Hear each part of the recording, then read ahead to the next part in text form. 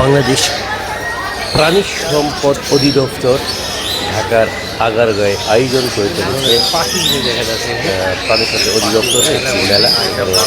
গবাদি পশু থেকে শুরু করে পশু পাখি, হাঁস, মুরগি এবং ব্রয়লার বা লেয়ার প্রোটিনের যে খাদ্যগুলো, সেই খাদ্য স্যাম্পল এবং গরুর খাদ্য, বিভিন্ন ধরনের কোম্পানি এখানে কিন্তু তারা এসে কিন্তু তারা প্রদর্শন করতেছে।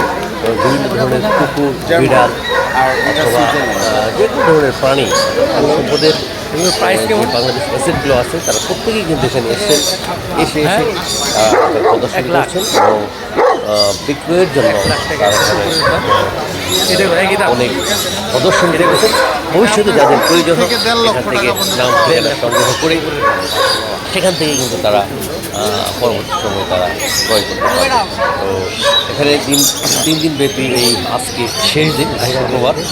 তো এখানে বিভিন্ন ভেটেরিনারি ডাক্তার সহ জার্মান বা প্রাণী সম্পদ অধিদপ্তরের যারা আছেন প্রত্যেকেই কিন্তু এখানে এসছেন যে কীভাবে এই প্রাণী সম্পদকে রক্ষণাবেক্ষণ করা যায়। এবং আপনারা দেখতে পাচ্ছেন এখানে যে জার্মান শেফার্ড কোন দেশি কুকুর, সেই অত্যন্ত দামি একটি কুকুর, প্রশিক্ষিত একটি কুকুর।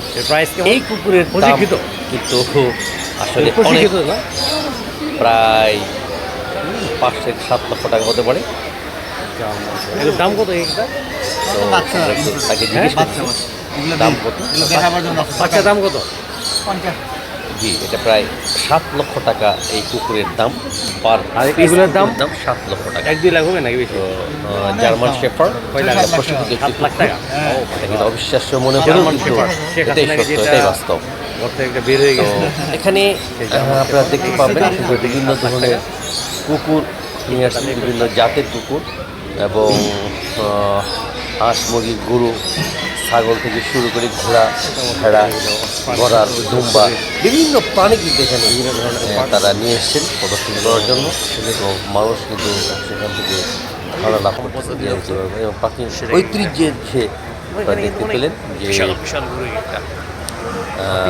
এটাকে কাঠের কী বলা হয়, চাকা, সেটা দিয়ে